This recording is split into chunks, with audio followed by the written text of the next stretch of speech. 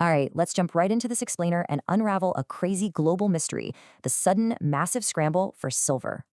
Picture this. In March 2026, just one single country bought a staggering 836 tons of silver in a month.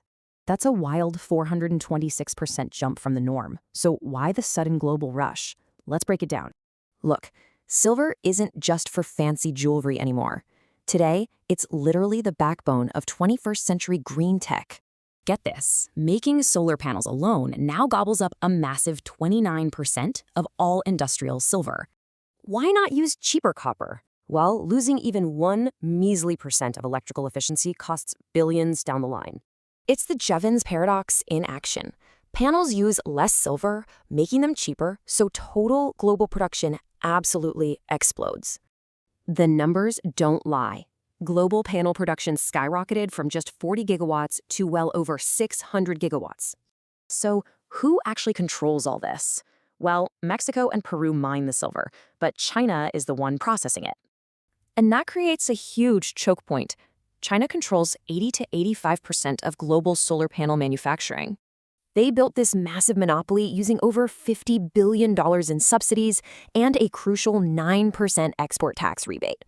But in early 2026, Beijing abruptly announced they were cutting that rebate, which triggered an absolute market panic. By late January, the price of silver skyrocketed, hitting an all-time record of $111.62. Then, bam, by May, prices crashed 35%. One single policy change basically dictated the entire global market. So, what does this super volatile monopolized market mean for ambitious importing nations, like, say, Indonesia?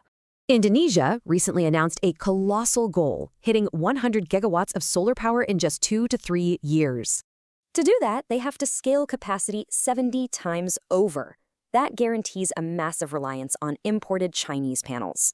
We're not really achieving energy sovereignty here. We're just swapping fossil fuel reliance for green tech import reliance. And this global frenzy has real local consequences. High prices heavily incentivize expanding local, often destructive, mining operations. Take Indonesia's Pongkor mine.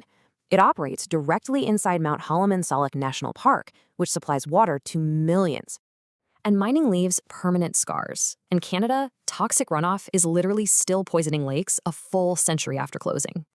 The human cost is awful, too. In 2023, mining expansion sparked 346 agrarian conflicts, threatening thousands of fishing families.